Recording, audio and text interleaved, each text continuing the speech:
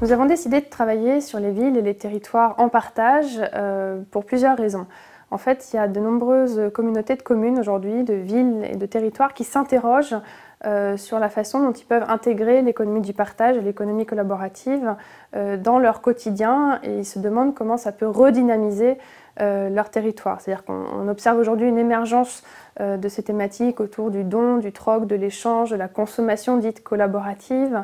On voit apparaître des nouveaux lieux, que ce soit des recycleries, des Fab Labs, des espaces de coworking, plein de nouvelles choses aussi comme les incroyables comestibles, les discos soupes, qui sont des initiatives citoyennes qui visent à remettre du lien social voilà, à l'échelle très locale, mais qui sont aussi concernées par des préoccupations plus globales, environnementales, sociales, économiques. Et donc aujourd'hui, les villes et les territoires peuvent s'emparer de ces dynamiques pour essayer voilà, de réinsuffler du lien social et faire sens à une époque où on est aussi dans une transition et on cherche de nouveaux repères, un besoin aussi d'authenticité et une façon de refaire, voilà, de redonner des liens plus communautaires à l'échelle d'un territoire. Et donc ce qui se passe, c'est qu'il y a une réflexion à l'étranger, notamment aux États-Unis, un petit peu en Allemagne, à Séoul aussi, en Corée du Sud, sur la notion de sharing city ou de shared city. Et ça fait 2 ans qu'à voilà, l'étranger, c'est une notion qui monte. Il y a des maires qui se sont engagés aux États-Unis sur ces questions.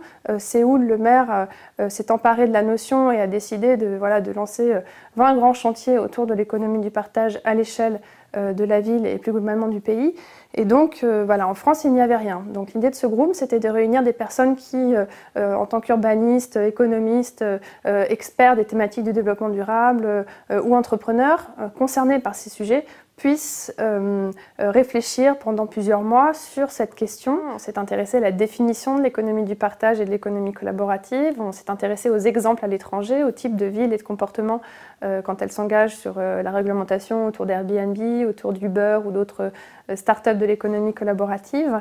Et donc nous avons fait 3 grandes propositions pour les décideurs afin qu'ils puissent s'en emparer et agir au quotidien sur ces sujets. Notre première proposition, c'est de comprendre ce mouvement à travers une cartographie qui permettra de visualiser immédiatement sur le territoire les différentes initiatives, associations qui sont en train d'émerger sur notre territoire.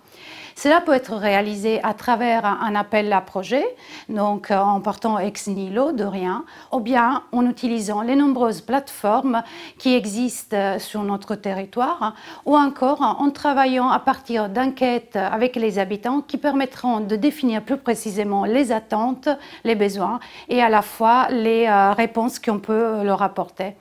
Cette ouverture des données permettra de rendre visibles ces initiatives, mais aussi de créer une émulation entre les différents acteurs de notre territoire. Deuxième proposition, après l'idée de cartographier les acteurs sur un territoire, il s'agit de proposer la mise en place d'événements plus ou moins récurrents à différentes échelles, c'est-à-dire du quartier, de la ville, au niveau hexagonal autour de cette économie. L'idée, c'est de créer des synergies, c'est de développer aussi l'offre à l'échelle d'un territoire, d'expliquer qu'on peut, en s'inspirant de l'historique d'une ville, l'historique d'une campagne, travailler la symbiose et faire en sorte que cette économie s'imbrique correctement voilà, au niveau de l'imaginaire collectif qui habite une localité donnée. Et enfin, il s'agit aussi de travailler cette notion de patrimoine à plus large échelle, en se disant que les réseaux d'acteurs peuvent se mettre en réseau et s'inspirer des bonnes pratiques qui se font à droite et à gauche. Enfin, notre troisième proposition vise à promouvoir le partage, donc notamment en créant une charte de l'économie du partage pour le territoire, qui donne un peu les grandes directions et les grandes visions dans ce domaine. Donc bien évidemment, cette charte, elle doit inclure les différents acteurs du territoire, qu'il s'agisse des élus, des acteurs du partage, mais aussi des citoyens, des associations, etc. Elle peut avoir pour objectif de promouvoir la diversité des acteurs et des pratiques. Cette charte peut permettre la création d'un label, un label qui sera décerné aux entreprises qui joueront le jeu, qui respecteront les règles de la charte. et donc qui permettra plus largement de donner une meilleure image, une meilleure visibilité aux entreprises du partage sur le territoire.